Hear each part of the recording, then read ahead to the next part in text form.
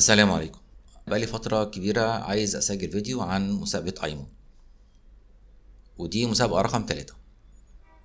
المسابقة دي معمولة مخصوص عشان تسأل الموديل مسائل ماث، بس مسائل صعبة شوية كومبلكس، ومحتاج تجيب نتائج كويسة من الموديل. في أكتر من تحدي في المسابقة دي، تعالوا كده ناخد نظرة عامة. أولا المسابقة 5 شهور، فات منهم قريب من شهر وفاضل 4 شهور. آخرها هيكون يوم 16 إبريل. أكبر شوية كده. في هنا بيبر او ريبورت بيقول ان الكوميرشال مودلز تقدر تحل 50 من 50 من مسائل المسابقه اللي فاتت، رغم ان الفايز في المركز الاول في المسابقه اللي فاتت كان 34 من 50. عباره عن مسائل ايه؟ الجبرا، علم الجبر الخطي، كومبيناتوركس، وده مختص بالكاونتنج والبريموتيشنز وهكذا، التوافيق والتباديل كنا بناخدها زمان، والبرايم نمبرز وهكذا، جيومتري ونمبر ثيوري. يعني يعتبر 4 مجالات. غالبا الموديل بيستراجل في الكومبيناتوركس والنمبر ثيوري، وده بيعتبر تحدي بالنسبه للموديل. تعال نبص على ايفالويشن. بعد ما يخلص اليوم اللي هو ديدلاين، ايه اللي بيحصل بالظبط؟ كل مساله بيعديها على الموديل. لو الموديل جاوب صح في المرتين بياخد سكور 1 في المساله دي.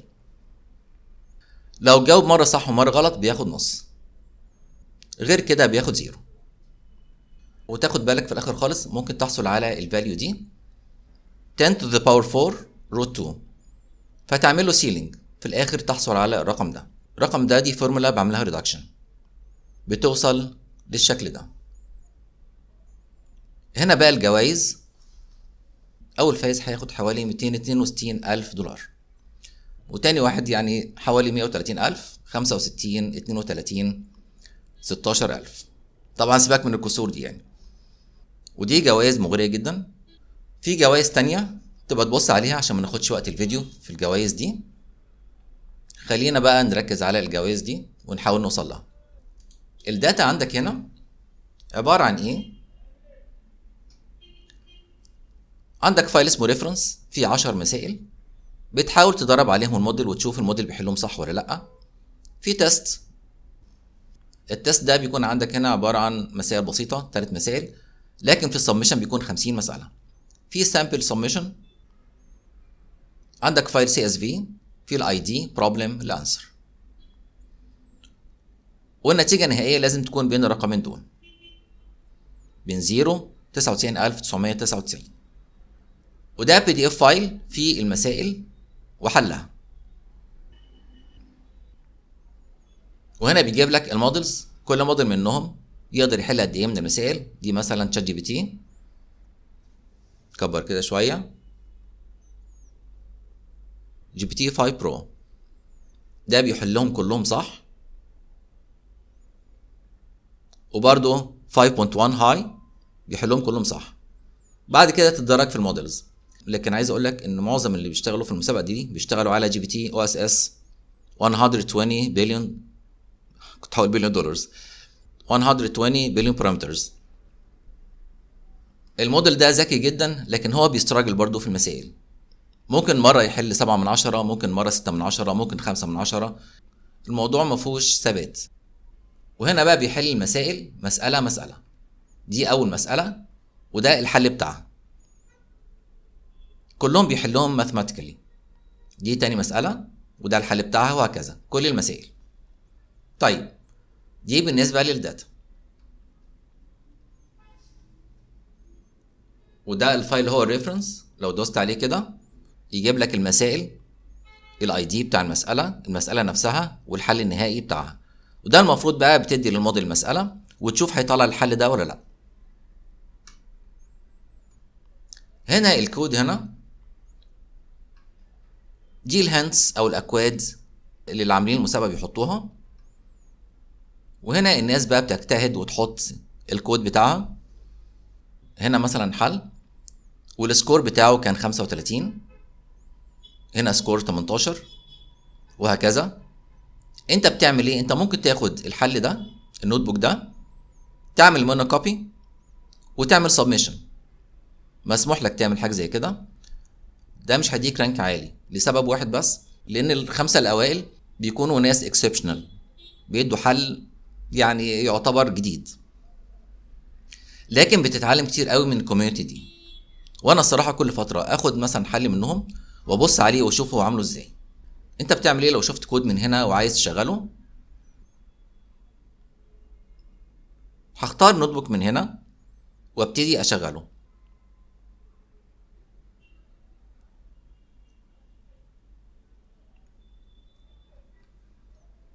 تعال نكتب هنا في السيرش GPT OSS.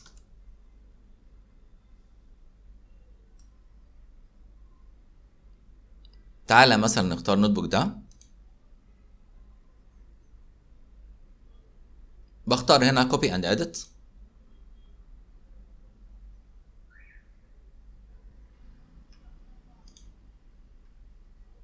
باجي هنا عند accelerator وبختار GPU H100. ليك 30 ساعة في الأسبوع، أنا فاضل لي منهم 4 ساعات بس. turn on GPU H100 وابتدي أشغل النوت بوك. أدوس على run all، يبتدي النوت بوك يشتغل. طبعا مهمتي إن أنا أبص برضو على النوت بوك، لازم أبص بقى اللوجيك شغال إزاي عشان أقدر أعدل فيه. configurations وهنا imports، كله طبعا بيشتغل ب VLLM. بيقرا النوت بوك اللي هو تيست، ده 3 مسائل بسيطة. بعد كده بيعرف الموديل اللي هيشتغل بيه. طبعا هنا نسيت اقول لك هنا المودلز اللي بشتغل بيها. هو هنا بيجرب على 2 مودلز، GPT OSS 20 billion parameters وهنا 120 billion parameters. وهنا الداتا الموجودة عندك في المسابقة. اي ملف من دول لو وقفت عليه هنا تقدر تكوبي الباث بتاعه عشان تقدر تحطه هنا. يعني مثلا GPT OSS هعمل هنا كوبي، لو جيت هنا كده مثلا يعني عملت بيست هو نفسه المكتوب هنا. تمام، هقوله هنا run all. طبعا بياخد وقت حوالي 11 دقيقة 12 دقيقة عشان يحمل بس الموديل. هنا بيشتغل ب VLLM Python SDK. هنا بيقول له LLM بيساوي الكلاس LLM، بعد كده البارامترز اللي هو عايز يعرفها. بما ان الموديل بياخد وقت كتير عشان يحل المسائل الصعبة، فهنا بيديله ماكسيموم لينث عالي جدا 32768. الداتا تايب اللي هيستخدمها، الماكسيمم نمبر سيكونس، وهكذا. في طريقة تانية ان هو بيخلي ال VLLM يقوم سيرفر وينادي عليه، ودي فيها ميزة، ودي ممكن نشوفها في فيديو تاني لو الفيديو ده عجبكم وطلبتوا الموضوع ده. هنا بيعرف توكنايزر والسامبلينج بارامترز. طبعا دي برضو محل نقاش في المسابقة، يبقى اول تحدي في المسابقة عشان تكون عارف اختيار الموديل نفسه، وغالبا هو شبه محسوم اللي هو الموديل ده. تاني حاجة البارامترز اللي تكتبها هنا، معظم الناس كاجلرز بيستخدموا temperature 1 عشان يعلي الكريتيفيتي بتاعت الموديل، عشان يقدر يفكر في المسألة بطريقة أفضل. هنا utility functions أو helpers، يعني الموديل لما بيكتب حل المسألة في الآخر بيكتب expression ده boxed وبعدين الحل، فهو هنا عايز يعمل extraction للرقم اللي هيطلع هنا. بعد كده في function غالبا كلهم متفقين عليها اسمها select answer، بيجيله هنا عبارة عن list من الانسرز، لأن الموديل مش بيجاوب كل مرة بنفس الطريقة ومش كل مرة بيطلع نفس النتيجة، فأنت محتاج تشوف لو في نتيجة اتكررت مرتين 3 ممكن تختارها، لكن مش ده الحل الأمثل، خلي بالك، بس يعني هيجيب لك سكور، وده برضو محل بحث ومحل نقاش. لو أنت قلت للموديل اكتب لي بايثون كود يحل المسألة، في الحالة دي أنت محتاج تشغل بايثون كود ده وتعمل شوية imports هنا أساسية، بس غالبا الموديل بيكتبها، وتشغل بايثون كود وتراجع نتيجة نهائية، دي برضو حاجة مهمة. هنا بيران البايثون كود. بعد كده بيعمل جنريت للمسجز اللي هيبعتها للموديل. في هنا حاجة مهمة اسمها reasoning effort، هاي ولا ميديوم ولا لو، وغالبا هتخليها هاي بس بياخد وقت كبير قوي.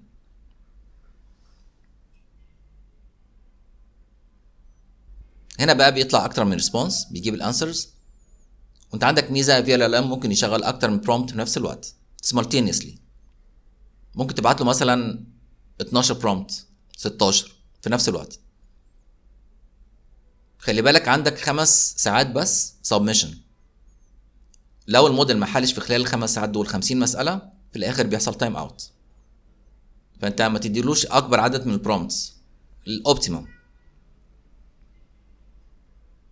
وهنا بيشغل البايثون كود لو طلع عنده بايثون كود.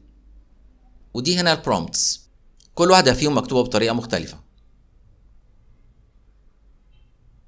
ودي برضو محل نقاش او نوع من انواع التحدي. هل الموديل بيفهم برومبتس؟ هل تكتب له حاجه اكتر؟ هل تكتب له برومبت بطريقه معينه عشان يشتغل بطريقه معينه ولا لا؟ وهنا عشان تعمل بريدكشن تكتب له سيستم مسج واليوزر كونتنت اللي هو المساله نفسها، تعمل جنريت للمسجز. بعد كده تنادي على الموديل وتجيب الانسرز، تكستراكت الانسرز. فاينالي بتعمل سيلكشن للانسر. عندك بقى ليست من الانسرز، بتعمل سيلكشن لواحده منهم. وهنا بيعمل بريدكشن، بينادي بقى على predict for question ويرجع النتيجه النهائيه بالطريقه دي، الاي دي والانسر، عشان المسابقه عايزه الحل يكون بالمنظر ده، او السي اس في فايل يكون مكتوب بالطريقه دي. وهنا بتنادي على اي بي اي. الاي بي اي دي بتنادي على الفانكشن اللي هي predict.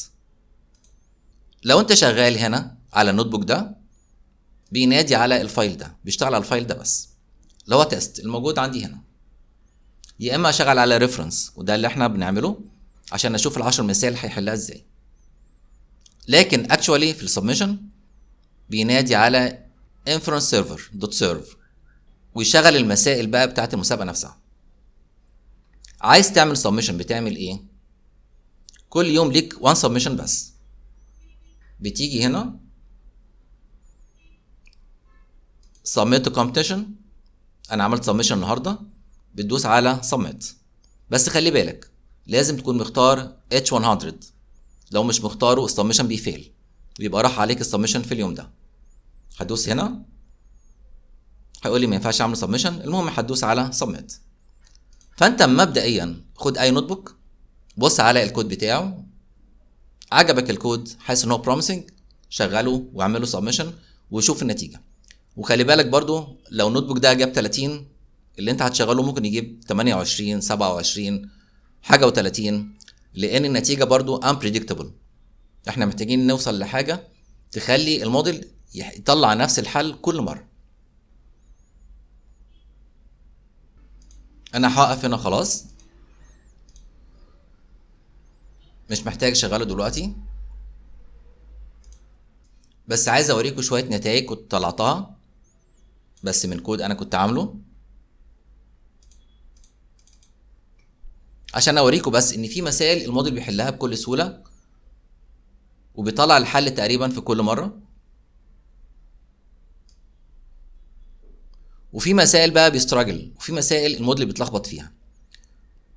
فانا هنا بعمل زي كاونت كم مره، تمام، وبختار اعلى رقم منهم. طبعا برضو ده مش بيطلع الحل النهائي، لانه هنا المره دي حل صح، لكن مره تانية ممكن يجيب الرقم ده، وغالبا بيطلع الرقم ده، يا اما الرقم ده يا اما الرقم ده. وعندك هنا برضو مره طلع الرقم ده اللي هو النتيجه فعلا صحيحه، مره طلع الرقم ده، تمام، بالتناوب اهو. فدي برضو مشكله كبيره. هكتفي بكده عشان الفيديو مبقاش طويل. لو لقيت اقبال على الفيديو وطلبتوا مني فيديوهات اكتر ان شاء الله باذن الله هحط فيديوهات اكتر.